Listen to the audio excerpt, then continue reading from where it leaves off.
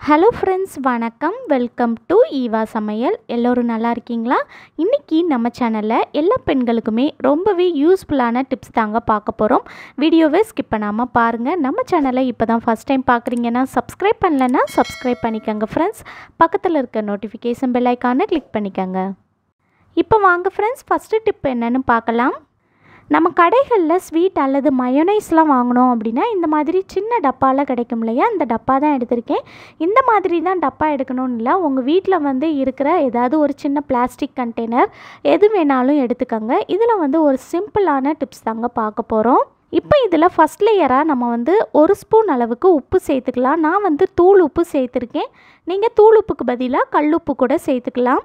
இப்போ அடுத்ததாக இதில் நம்ம பேக்கிங் சோடா சேர்க்க போகிறோம். அதாவது ஆப்ப சோடா இருக்கு இல்லையா, அதுதான். இதில் 1 ஸ்பூன் அளவுக்கு எடுத்து சேர்த்துக்கோங்க. இப்போ அடுத்ததாக இதில் 1 பீஸ் அளவுக்கு லெமன் நம்ம கட் பண்ணி எடுத்து சேர்க்க போகிறோம். லெமனை மேலேயும் கீழேயும் தோல் இல்லாமல் இந்த மாதிரி நீங்கள் பீஸ் போட்டு எடுத்துக்கோங்க. சென்டர் பீஸாக இது போல் கட் பண்ணி எடுத்து நம்ம சேர்த்துருக்கிற அந்த பேக்கிங் சோடாவுக்கு மேலே சேர்த்துக்கலாம். இப்போ அடுத்ததாக இந்த டப்பாவை க்ளோஸ் பண்ணிக்கலாம். க்ளோஸ் பண்ணிவிட்டு ஒரு கத்தியை நல்லா நெருப்பில் சூடு பண்ணிவிட்டு இந்த மாதிரி நீங்கள் சுற்றி ஓட்டை போட்டு எடுத்துக்கோங்க. அவ்வளோதாங்க. இதை நம்ம எதுக்கு யூஸ் பண்ண போகிறோம்னு பார்த்தீங்கன்னா, இதை நம்ம அப்படியே எடுத்துகிட்டு போய் நம்ம வீட்டில் ஃப்ரிட்ஜுக்குள்ளே ஒரு ஓரமாக வச்சிடலாம். இந்த மாதிரி செய்கிறதுனால பார்த்தீங்கன்னா ஃப்ரிட்ஜுக்குள்ளே எந்த வித கெட்ட வாடையும் இல்லாமல் நல்ல ஒரு ப்ளசண்ட்டான ஸ்மெல் இருக்குங்க. இதை 1 வாரத்துக்கு ஒரு தடவை அல்லது 2 வாரத்துக்கு ஒரு தடவை நம்ம உள்ளே சேர்த்துருக்க லெமன் இருக்குது பாருங்கள், அதை மட்டும் எடுத்து தூக்கி போட்டுட்டு இது போல் நீங்கள் இன்னொரு பீஸ் லெமன் கட் பண்ணி எடுத்து சேர்த்துக்கலாம். பேக்கிங் சோடாவும் உப்பும் நம்ம சேஞ்ச் பண்ணணும்னு அவசியம் இல்லை. இதுவே நம்ம யூஸ் பண்ணிக்கலாம். கண்டிப்பாக ட்ரை பண்ணி பாருங்கள். இந்த டிப்ஸ் பிடிச்சிருந்துச்சுன்னா லைக் பண்ணிக்கோங்க. உங்கள் ஃப்ரெண்ட்ஸ் கூடயும் ஃபேமிலி மெம்பர்ஸ் கூடயும் ஷேர் பண்ணிக்கோங்க.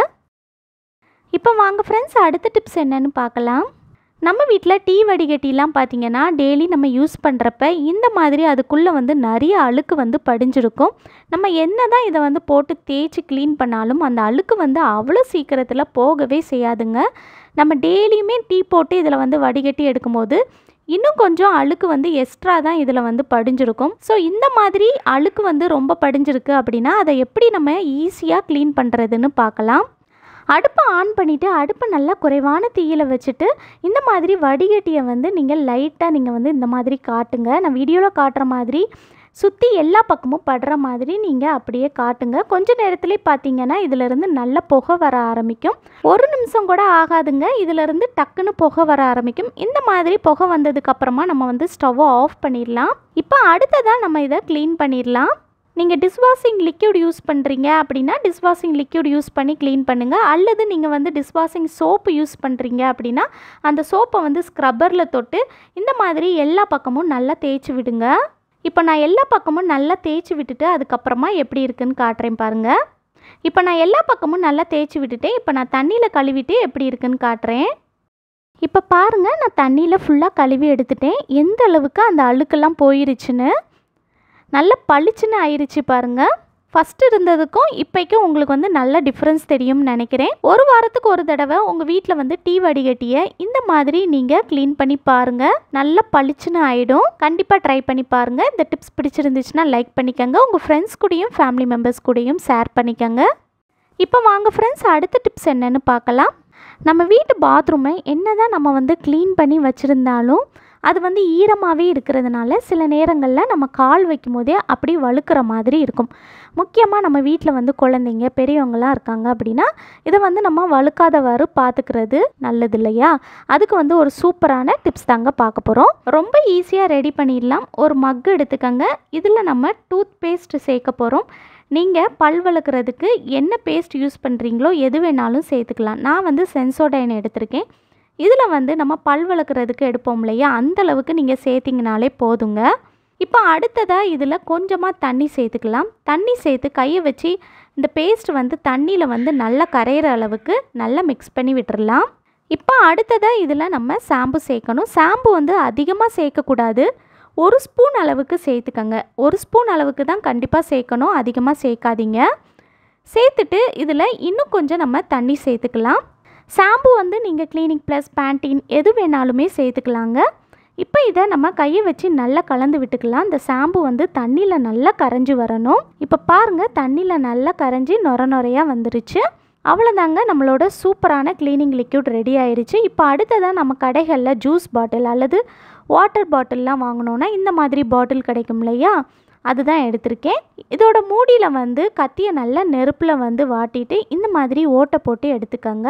இதை நம்ம ஒரு சூப்பரான ஸ்ப்ரே பாட்டிலாக யூஸ் பண்ண போகிறோம்.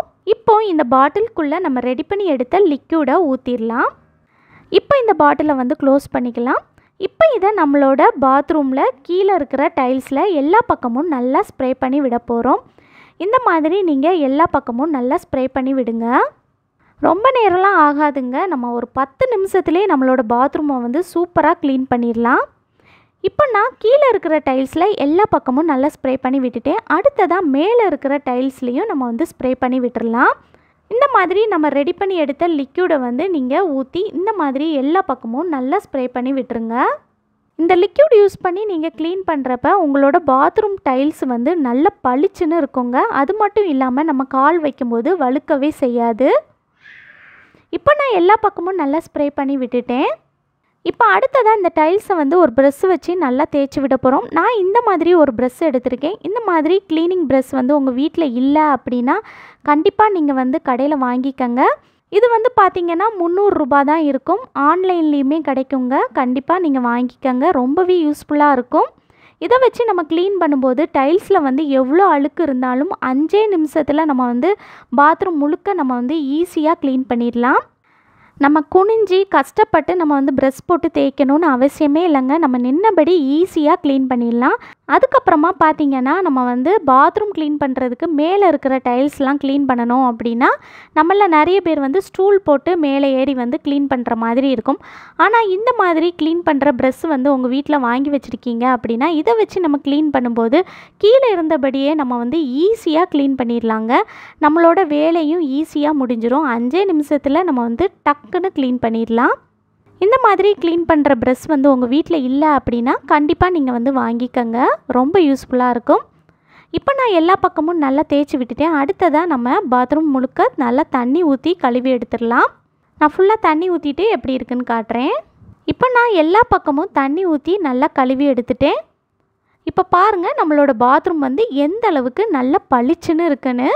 இந்த மாதிரி நீங்கள் க்ளீன் பண்ணி பாருங்கள். 10 நிமிஷத்தில் நம்மளோட பாத்ரூமை வந்து ஈஸியாக க்ளீன் பண்ணிடலாங்க. வாரத்துக்கு ஒரு தடவை நீங்கள் இந்த மாதிரி லிக்யூட் யூஸ் பண்ணி க்ளீன் பண்ணுங்கள். இந்த மாதிரி நீங்கள் க்ளீன் பண்ணுறப்ப நம்ம கால் வைக்கும்போதும் வழுக்காதுங்க. எப்போவுமே நல்லா பளிச்சுன்னு நம்மளோட பாத்ரூம் இருக்கும். கண்டிப்பாக ட்ரை பண்ணி பாருங்கள். ஓகே ஃப்ரெண்ட்ஸ், இந்த வீடியோ உங்களுக்கு ரொம்பவே யூஸ்ஃபுல்லாக இருந்திருக்கும்னு நினைக்கிறேன். ஏதாவது ஒரு டிப்ஸாவது உங்களுக்கு ரொம்பவே பயனுள்ளதாக இருந்திருக்கும்னு நினைக்கிறேன். பிடிச்சிருந்துச்சுன்னா லைக் பண்ணிக்கோங்க. உங்கள் ஃப்ரெண்ட்ஸ் கூடயும் ஃபேமிலி மெம்பர்ஸ் கூடயும் ஷேர் பண்ணிக்கோங்க. நம்ம சேனலை இப்போ தான் ஃபஸ்ட் டைம் பார்க்குறீங்கன்னா சப்ஸ்கிரைப் பண்ணலைன்னா சப்ஸ்கிரைப் பண்ணிக்கோங்க. பக்கத்தில் இருக்க நோட்டிஃபிகேஷன் பெல் ஐக்கானை கிளிக் பண்ணிக்கோங்க. தேங்க்யூ.